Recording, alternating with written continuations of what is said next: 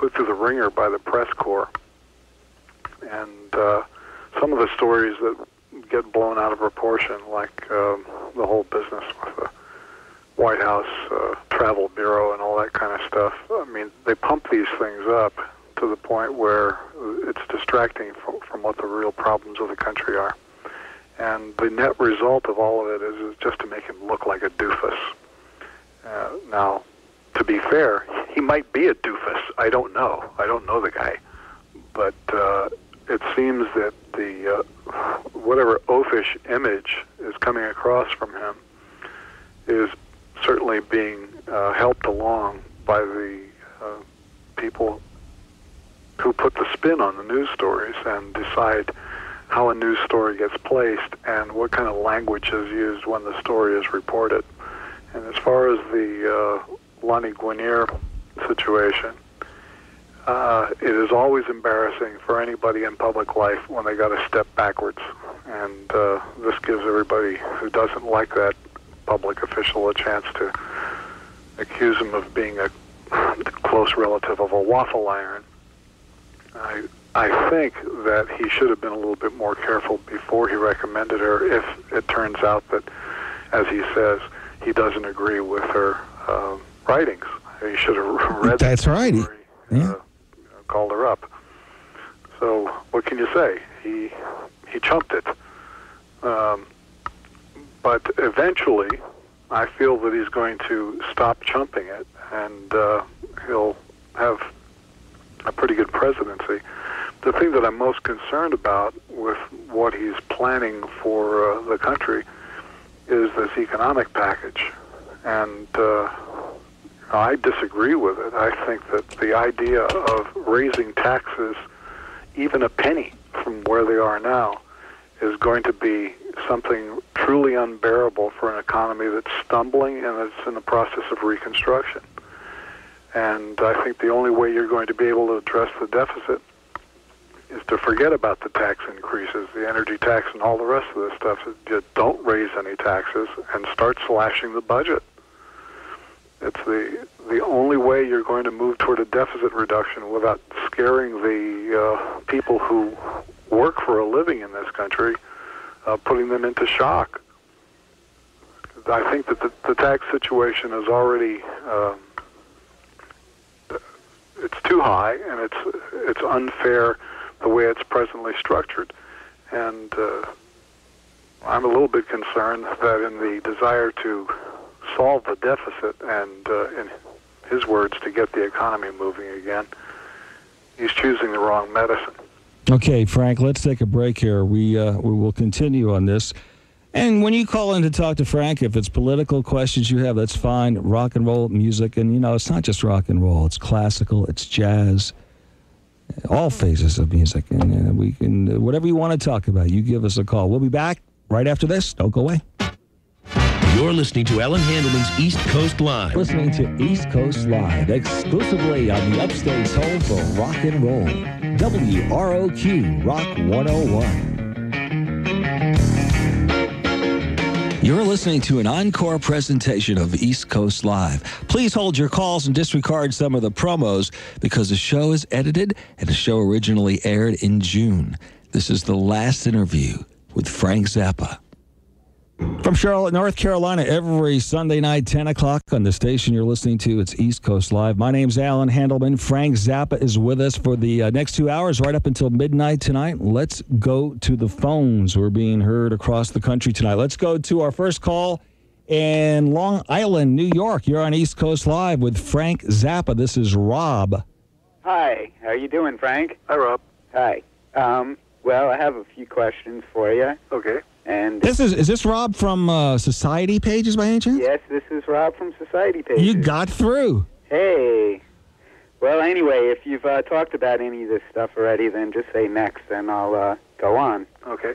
Okay, what new projects are you working on, CDs? Next. The new releases? Well, I've already talked about that, so... Yeah, he already talked about the new project. What about, are there going to be any more video releases? Yes. Okay. Anything in particular? Well, there is a very nice video of the concert, the Yellow Shark concert from last year in Frankfurt. And we have the video rights to a 1-hour documentary that the BBC did recently. Well, that sounds good. What's up with this opera I hear about? We're still negotiating that. What's that? We're still negotiating it. Oh, okay. But if it happens, it'll be in June of next year in Vienna. Okay, and you can't talk about what that's going to be about or anything? I'd rather not. Okay, no problem. Okay, I've heard there's a new song called Goat Polo. Yes. Could you describe what that's about? It's an instrumental that uses the voices of 3 Tuvan singers. Tuva is a place near Mongolia, and Tuvan throat singing is a very unique kind of a sound. And these musicians came to Los Angeles recently, and we did a sampling session with them. And I've used the individual tones of their voices to make this piece of music. Yeah, because I've heard it's supposed to be a pretty amazing piece. All right, Rob, listen, I hate to cut your show. I want everyone to know, though, that you publish a magazine called Society Pages, which is dedicated to Frank Zappa fans. Yes, it is. And if you want information about that, you can call me on my voicemail, and we'll give out that number a little bit later on. One more question in? Real quick. Go ahead, Rob. Okay, hey, in the song The Blue Light, Yeah. you say a line, "Excuse me, Todd." What does that mean? Excuse me, Todd? Yeah, in the middle of the that? vocals, you just say, "Excuse me, Todd." Oh, it's probably, since it was a live recording, it could have been somebody in the front row that I bumped into. Oh, okay. All right, Rob. Thanks for Okay, calling in, take man. care. Bye-bye. Bye. All right, folks, we're going to be taking your calls throughout tonight. By the way, there is a Todd you're recording with, isn't there? A musician? Yeah, Todd is my assistant in the studio. We have 3 guys that work here regularly. Todd is my Synclavier assistant. The engineer's name is Spencer Chrislew. Todd's last name is Ivega. Mm-hmm. And Dave Dondorf is the maintenance engineer. Make sure that everything keeps running.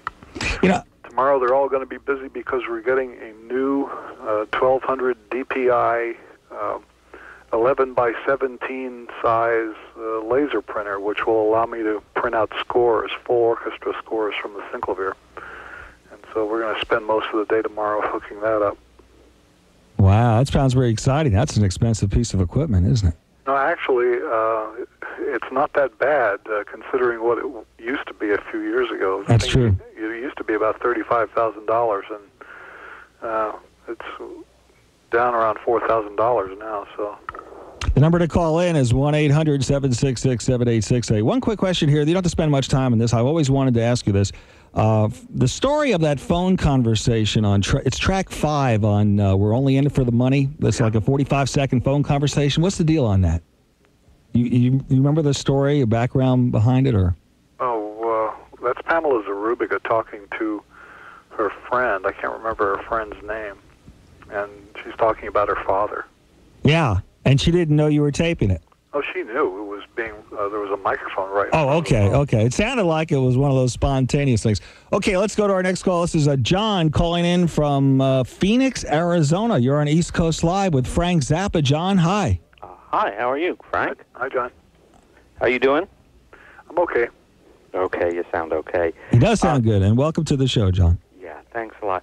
Frank, you've often given people advice about which one of your works is, I guess you call it, more accessible. You often talk about Joe's Garage and Chic Your Booty.